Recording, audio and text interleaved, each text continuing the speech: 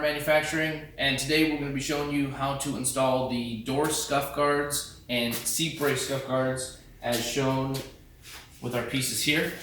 So this is for the Can-Am X3. This is for all the models except for the 4-seaters, which we have a separate part number for, obviously because we need some more pieces. So today we're going to be going over the installation of how to put these on, what you need to do beforehand, and how to get the best quality and the best installation you can get. So first thing you want to do is you're going to want to clean down your whole unit. Make sure that your door entry bar here is obviously all clean, and obviously also the cage bar that goes all the way across. I recommend cleaning your entire unit because obviously it'll make it a lot easier. Also because we have such a tacky material on the back side of there, you don't want any dirt and other debris underneath there because then that's just going to cause the material to lift, and we don't want to do that. So what I do recommend is we also have our own detailing products. We also have our cleaning, which I recommend using for all this stuff. We also have soaps and other stuff to be able to clean all your units, both your tow rig, side-by-side, your cars, even you can use it in the home. So it's really great stuff. I encourage you guys to check it out. But obviously first make sure you have a nice clean surface. Grab yourself a microfiber, give yourself a couple sprays, and just make sure, like I said, we have a nice clean surface. We're going to be installing the pieces here, so we want to make sure that this main tube and also the tube that goes across right for where our seat bolts do, nice and clean. Go all the way around. Even though they don't go all the way around, we want to make sure, like I said, we have a nice clean surface, just so we don't have any debris that'll get underneath the tackiness. Clean off some of the plastics underneath, just to make sure.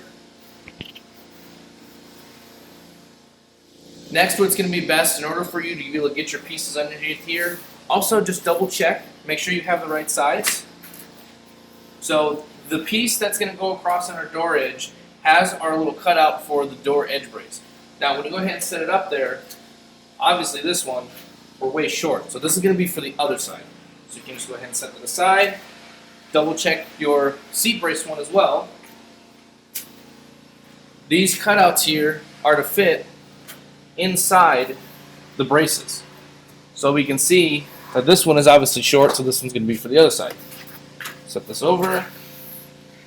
We take this one here, we're going to match up our U, which is going to be just like that. You are going to want to keep some distance away from the weld, because obviously if we put it over it, that could cause an air gap, which is going to make your material peel up. If we look back here, this other U shape is to compensate for the tube that's going down here. So that's how we know that that's going to be our marker. And obviously we have a little bit of gap that we're going to need to get underneath here, so we're going to need to bring that over. I'll show you how to make sure we get a nice good seal there. If we check our other piece, going across, obviously we have a nice cutout there, and it also fits really nice around the tube here. We're also avoiding the weld because remember, if we go over the weld, we're going to have a gap and that could cause it to peel. So as you can see, once we mock it up there, that's going to fit just like so. It's going to keep you from damaging the tubes. Obviously, like I said, when you're getting in and out, we're going to scuff them up. This isn't something that you can necessarily modify. It's not like a cage. You can make it look nice and pretty. So put your scuff guard on, you don't have to worry about it. So in order to be able to get the best seal and make sure that we get underneath the plastics over here, what you're going to go ahead and do is there's a T30 here, there's a T30 on the fender here, all of the bolts are T30s here, and you're going to remove the inside tube as well, also all the inner ones. You don't have to remove the one up by the headlight, but just go ahead and remove all the ones here, the one down at the bottom, and then the one back here. You're not going to be able to remove the whole thing. I don't suggest moving the whole thing. It's not really necessary, and it's not going to be really needed, but it's going to allow you to get back into here so that when we put our piece on, we don't have to worry about trying to shove it in there after we've already peeled it on the back. Alright, so we went ahead and removed our hardware on the other side just because this is the side I was working on first. We did the T30 here on the kick panel attaching to the fender piece. We went ahead and took that bolt off. There was a bolt here. It did have a 10mm nut on the back side of it, so you were going to need a 10mm wrench in order to really get to that. Also, just like on the other side, we have our inner bolts here. And again, all on the fender and on the inside here, we took all those T30s off and we went ahead and removed them. Alright, so now we can see that we have our bar a little bit more exposed here, which is going to be a lot nicer so that we can get it in there and we can roll it over without having to worry about pushing it over and then having a huge seam or having a fold or something like that. We want a nice, clean edge. What I recommend is when you have your fender here, go ahead and just prop it up against the bottom piece here, so it does naturally fit underneath it just like that. But if you just peel it away a little bit and use it as a spacer, it basically just pushes it away so you can get to the bar there nice and close. That allows us to make sure that, like I said, we can get a nice even rolling across so that we don't have any debris and we don't have any folds on our bar. All right, so just like we did also on the other side, make sure we go ahead and give it a nice clean. We just want to make sure that our prep is nice and well, because that is going to affect our end result. The better prep you do, the more patience you take, the better your product's going to look on the unit. I also do recommend, if you can, if you're using microfibers or you're not using a very thick towel, put it underneath. Give yourself a little back and forth action just to get underneath on that bottom side. Like I said, prep is going to be key, so once those stickers are on there, it's going to be very difficult to get off. So we want to make sure we're trying to get this done at once. Also, make it look good. All right, now that we have it all cleaned, we can go ahead and take our scuff guards, and these are the ones that we set aside because we made sure that they were the other side. But as always, double check, just make sure. If we go ahead and take our seat brace one, that should obviously match up because of our tube across here. That should match up. That's how it is. Double check. Same thing with our door one. And obviously, as you can see, we have all this room now to be able to fold this over. Nice, you know, we're not having to stuff our hand in there or hope to put a screwdriver in there to make it nice and tight. You're gonna have a nice, secure area, and you're also gonna be able to get to it a lot nicer. Remember, on the other side, we want to leave some room on the corner because we don't want it to go over the edge. If we go over the edge, it's going to cause it to peel up. If it peels up, nothing you can do about it. Alright, so once your surface is all clean, again, double check, make sure, line up what we're going to be at, just kind of get a visual of where you're going to start. Okay, we know we want to be a little bit away from that weld, but we want to be as close as possible, obviously because we're trying to save the color, you know, we're trying to save the tube so it doesn't look like trash. Now what I do recommend is that you peel off half of the backing. We only want to be able to basically put on the top, and then we'll go ahead and peel off the bottom and we'll roll it over.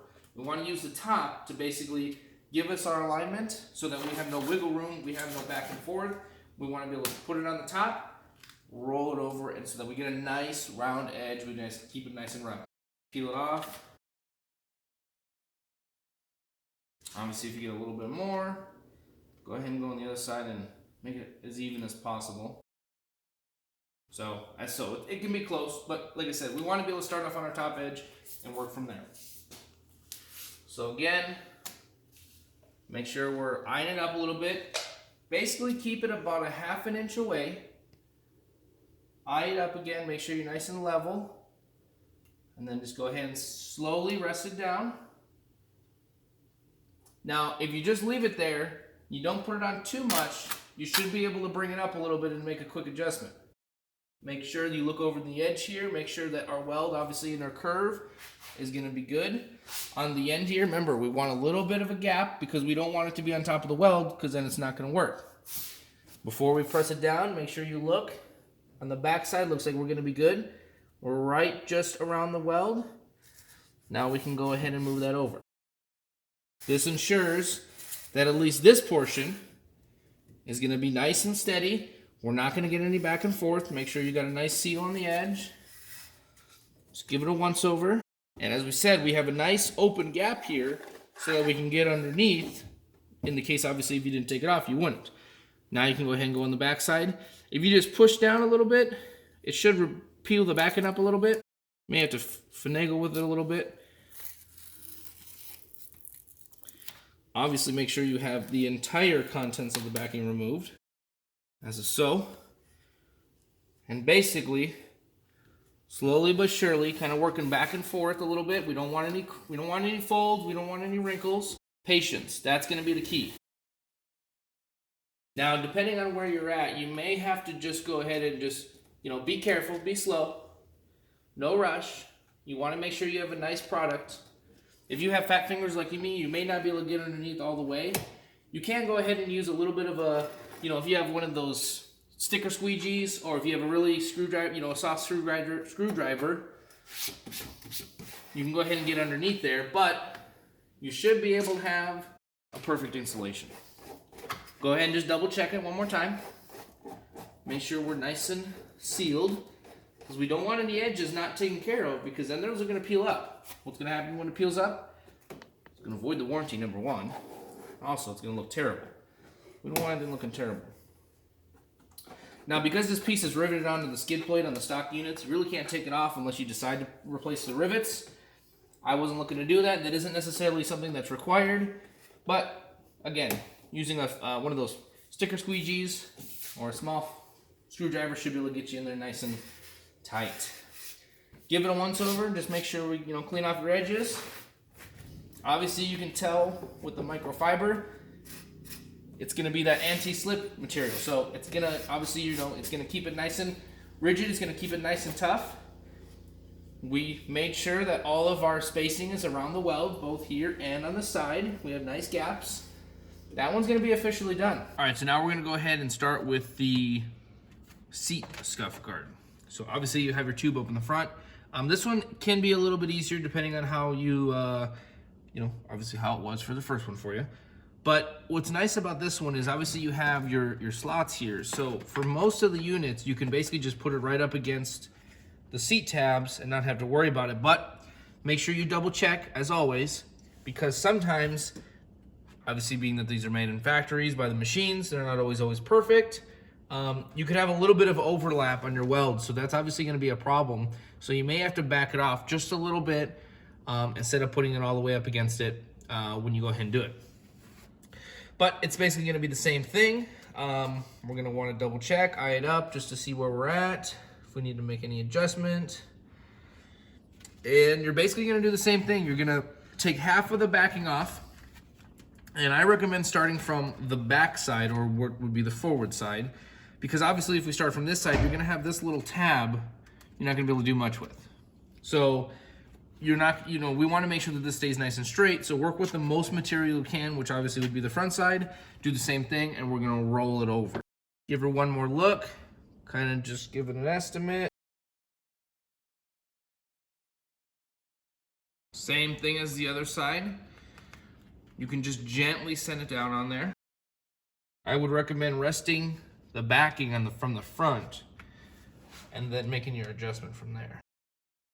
Just give it a slight tap. Same thing over here. Just double check, make sure we're gonna be clear. We're clear in between there. We're clear in between there. We're nice, and once you're nice, slowly go ahead and just give it a tap, and again, back and forth, rolling that edge over. Go over the back edge one more time. Make sure while you're here, it's nice and stuck down. Then, as we did before, just go ahead and take off the backing from the other side. And so, because obviously we didn't have a whole section, we can just do this in little pieces, except for obviously the middle. I'm gonna do my little tab back here, since that'll be the next one that'll be by itself. If you do get a little bit of the backing on there, again, you can peel it off just a little bit, just to make sure we don't have any backing left. And then go ahead and roll that back over. Roll that one over. Now we can do our middle section. Peeling back over, you just kind of, just like that, you'll see how it lifts up. Peel it away, roll it back over. And just like we did on the front side, just slowly but surely moving back and forth. Nice, even, patience. And just like that. Make sure you're nice and even.